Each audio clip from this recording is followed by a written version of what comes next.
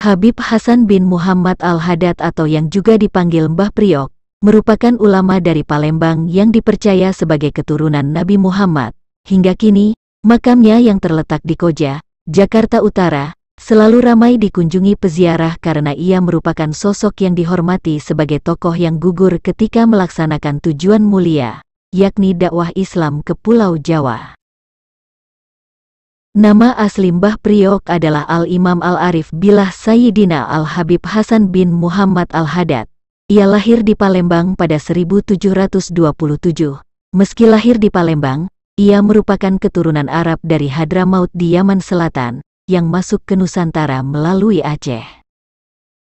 Mbah Priok dan Habib Ali Al-Haddad terseret ombak hingga ke semenanjung yang belum bernama. Ketika ditemukan, Mbah Priok sudah dalam kondisi tidak bernyawa. Sementara Habib Ali Al-Haddad masih hidup, jasad Mbah Priok kemudian dimakamkan tidak jauh dari tempat mayatnya ditemukan, yang ini berlokasi di Jalan Jampean nomor 6, Koja, Jakarta Utara.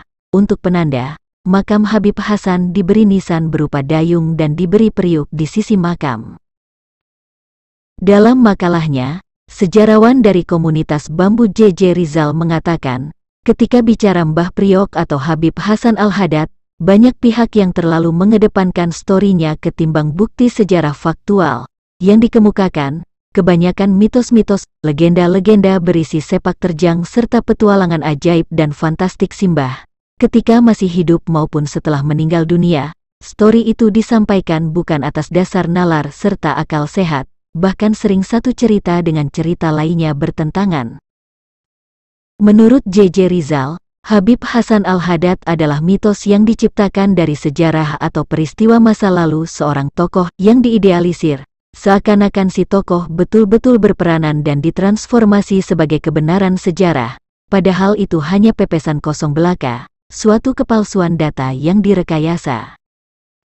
Suatu waktu pada masa penjajahan, pemerintah kolonial Hindia Belanda hendak mendirikan sebuah pelabuhan di Pondok Dayung, dekat pusara Mbah Priok. Sekali, dua kali, petugas pemerintahan kolonial Belanda selalu gagal memindahkan makam itu. Konon, beberapa petugas itu jatuh sakit saat hendak membongkar makam Mbah Priok. Orang Belanda itu melihat ada orang putih berjubah memegang tasbih.